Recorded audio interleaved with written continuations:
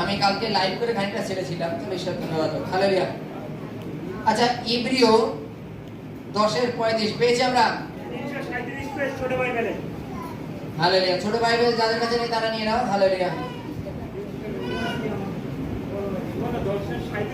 হ্যাঁ, 10:35।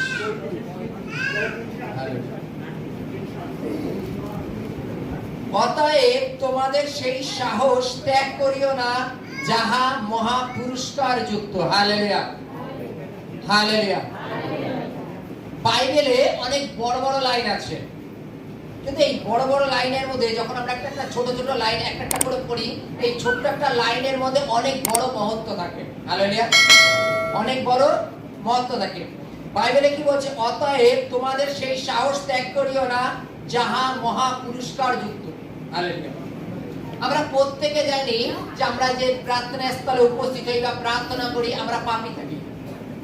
পাপ, যখন আমরা পাপ দিয়ে প্রভুর প্রার্থনা আসি, প্রার্থনা করি প্রভু আমার পাপ ক্ষমা করো, তিনি আমাদের পাপ ক্ষমা করেন এবং আমাদের বিভিন্ন রোগ ব্যাধি থেকে সুস্থতাও দেন, আমাদের প্রত্যেকের জীবনে মিরাক্কেল করেন।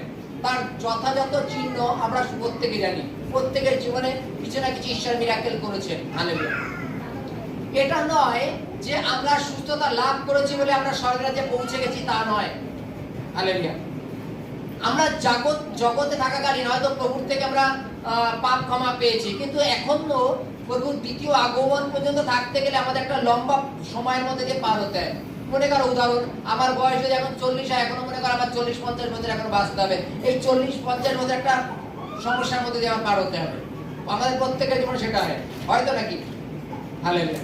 এবার এই সমস্যার মধ্যে থেকে মনে করো আমরা যখন প্রভুকে জেনেছি, জানার পর আমাদের প্রত্যেকের পরিবার থেকে বাইরের থেকে অনেক রকম সমস্যা ফিল হয়। সমস্যা তো আসে না? এবার সমস্যা কিভাবে? বিভিন্ন লোককে বিভিন্ন ভাবে নিন্দা, মন্দ, তাড়না, টোল, টিটকারি, অনেক ধরনের ভাবে আমাদের প্রতি নিন্দিত, আমরা নিন্দিত এই খ্রিস্টের নামে। এবার খ্রিস্টের নামে নিন্দিত হওয়ার জন্য কি আমাদের প্রভুকে ছেড়ে দিতে হবে? প্রভুর থেকে সরে যেতে হবে? সরে গেলে কি লাভ? মানে কি ক্ষতি? আমরা প্রভুর কাছে প্রার্থনা করেছিলাম, প্রভু আমাদের পাপ ক্ষমা করেছে, আমরা সুস্থতা লাভ করেছি, চলো আর প্রয়োজন নেই, তাই তো নাকি? তারপরে হালেলুয়া।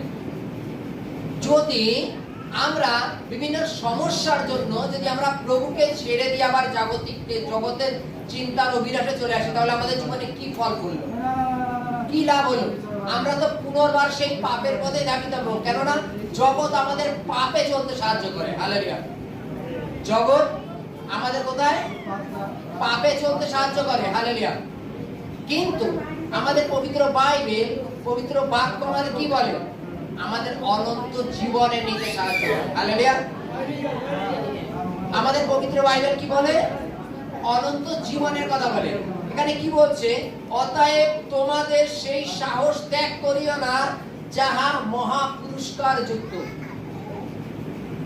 মনে করো কোন এক ব্যক্তি, আমরা জানি সব থেকে বনগা শিয়ালদা লোকালে চড়া মানে খুব সমস্যা। আমরা বনগার থেকে উঠি এবং শিয়ালদায় গিয়ে নামি বলে আমাদের সমস্যাটা একটু কম, কিন্তু যারা ঠিক মাঝখান থেকে ওঠে, ঠাকুরনগর, গোবরডাঙ্গা, মসলন্দপুর বা হাবড়া, তাদের কি পরিস্থিতি হয় জানো? তুমি মনে করো আসার সময় যদি তুমি শিয়ালদার থেকে ওঠো তাহলে একরকম হয়, যদি তুমি ইনকেস দমদম থেকে, বিধাননগর থেকে বা মনে করো মধ্যমগ্রাম থেকে যদি ওঠো, তোমার অবস্থা কি হবে? উঠতেই পারবে না। মনে করো উদাহরণস্বরূপ তুমি মনে করো বনগা থেকে শিয়ালদায় যাওয়ার জন্য ট্রেনে উঠে গেছো এবং উঠে যাচ্ছে এবং যত স্টেশন যাচ্ছে তত ভিড় বেড়ে যাচ্ছে আর বিভিন্ন সমস্যা হচ্ছে, চাপাচাপি, ঠেলাঠেলি, গরম, অনেক সমস্যা হচ্ছে। তুমি যদি এই ভিড় দেখে নেমে যাও ট্রেন থেকে, বিভিন্ন হয়তো মধ্যম গ্রামে নেমে গেলে, দত্তপুকুর নেমে গেলে বা যেখানে নেমে গেলে, নেমে যাওয়ার জন্য কিন্তু তুমি শিয়ালদা পর্যন্ত, গন্তব্যস্থল পর্যন্ত পৌঁছাতে পারছো না। তুমি পৌঁছাতে পারোনি কেন? তুমি মাঝখানে নেমে গেছো। নেমে যাওয়ার জন্য তুমি গন্তব্যস্থল পর্যন্ত পৌঁছাতে পারছো না। ট্রেনে অনেক ভিড়, অনেক জ্যাম, অনেক সমস্যা, তার জন্য তুমি নেমে গেছো। আজকে বাইবেলে কি বলছে? আমাদের ধৈর্য, আমাদের গন্তব্যস্থল হচ্ছে স্বর্গরাজ্য। আর আমাদের এই ধৈর্য যদি আমরা দাঁড়িয়ে থাকি তাহলে আমরা মহা পুরস্কার পাবো। আমরা প্রভুতে চলছি, আমাদের গন্তব্য পথ স্বর্গরাজ্য পর্যন্ত। এই ঠিক এই মাঝখানের গ্যাপটায় আমাদের জীবনে অনেক সমস্যা আসে।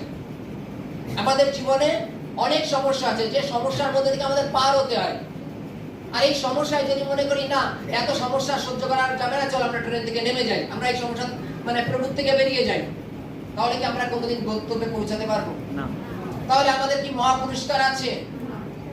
আমরা যদি দেখি কখনো রোড রেস হয়, দেখি তো আমরা গোপালনগর হাই স্কুল মাঠ থেকে দৌড়তে দৌড়তে রোড রেস যখন হয়, হয়তো পৌরসভা পর্যন্ত আসে বা খেলাঘর মাঠ পর্যন্ত আসে রোড রেস। এই রোড রেসে পুরস্কার কারা পায়? যারা দৌড়ায় তারা, যারা দৌড়টাকে কমপ্লিট করে তারা পুরস্কার পায়।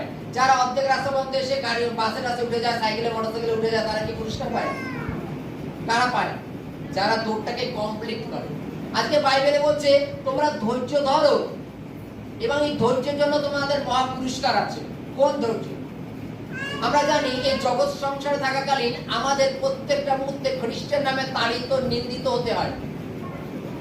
আমাদের জগতের কথায় কান দিয়ে লাভ নেই, কেন? জগতের লোক জগতের মতোই বলে।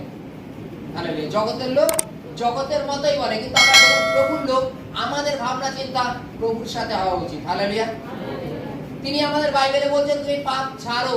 জগতের লোক বলে একটা পাপ করলে কিছু হয় না। জগতের লোক বলে একটা পাপ করলে কিছু হয় না, একটা মিথ্যে কথা বললে তো কিছু হয় না, কিন্তু বাইবেল বলছে তুমি পাপ ছাড়ো।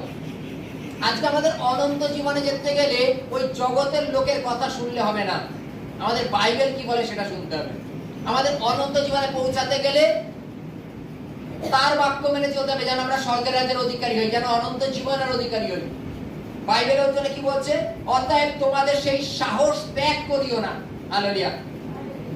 যে সাহস মহা পুরস্কার নিয়ে আসবে আমাদের। আজকে যখন যে প্রভুর কাছে প্রার্থনা আসছো, বিভিন্ন লোক বিভিন্ন ভাবে, তোমার পরিবার, তোমার বাবা হয়তো বলেছে যদি তুই প্রার্থনায় যাস তোকে সম্পত্তির থেকে বেদখল করে দেবো, তোর নামে সম্পত্তি দেবো না, সব গুণদের দরকার লিখে দেবো, কিন্তু তোকে দেওয়া হবে না। হালেলুয়া।